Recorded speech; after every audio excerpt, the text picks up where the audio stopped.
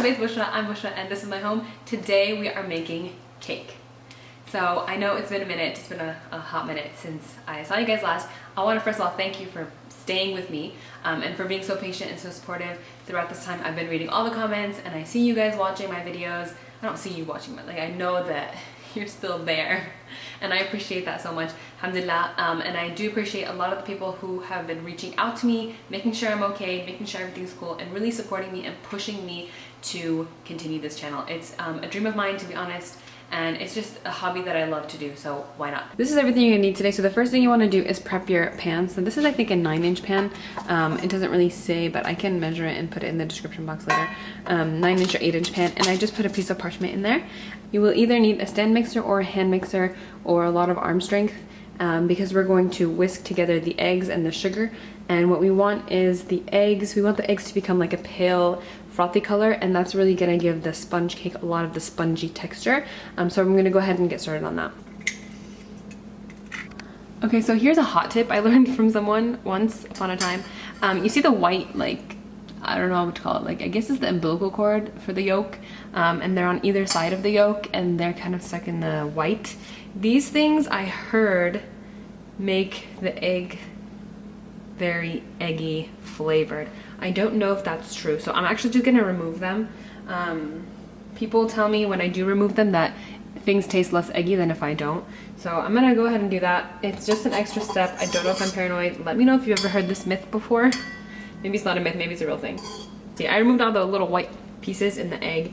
I'm not sure again if it really does anything, but I'm gonna go ahead and put all the sugar, which I think is 125 grams of sugar, and we're gonna start this baby up.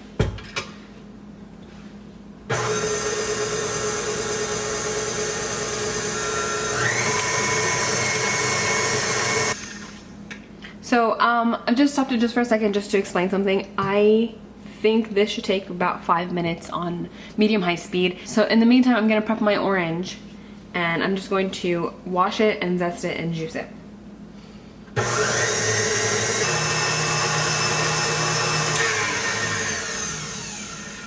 So now that that's done mixing, the next thing you're gonna do is add the orange zest and the orange juice. The oil, you want a neutral oil, you could do coconut oil if you like, and you're also gonna need to add the vanilla. The eggs are now a pale yellow color, so the next thing I'm gonna do is add my vanilla. All right, my oil. So the cool thing about this cake, besides the delicious spongy texture that it has, depending on the season, you can put whatever citrus you like. The importance of the citrus is to mask any like eggy flavor so that it actually has like flavor of something. So if you don't have oranges or you don't like orange cake, you can do a lemon cake, which is not going to taste really orangey or really lemony. It's just going to have a hint of that. If you really like grapefruit, you can do that as well, or like a blood orange or whatever you like. And I'm going to mix these again. Also, I'm going to put the baking powder and salt over the flour.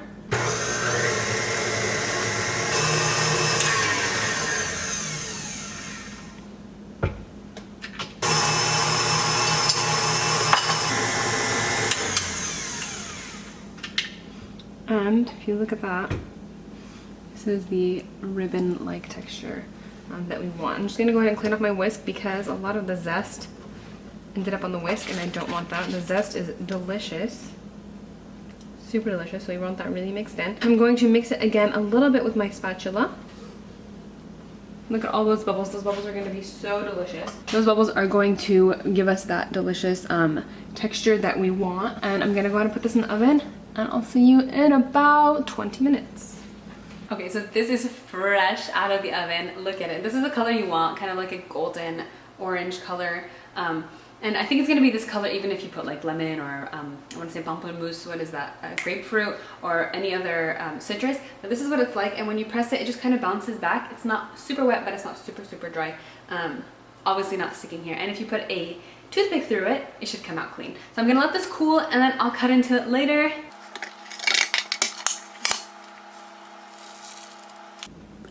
I've already started eating this because it is so good, but I just want to show you guys the texture.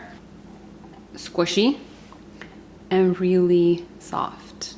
Thank you so much for watching. Thank you so much for being here. I really appreciate you. I really hope you make this cake. If you do, let me know how it goes in the comment section below. Let me know what other recipes you'd like to see next, and as always, I will see you next time, inshallah. Wallah, wallah, wallah.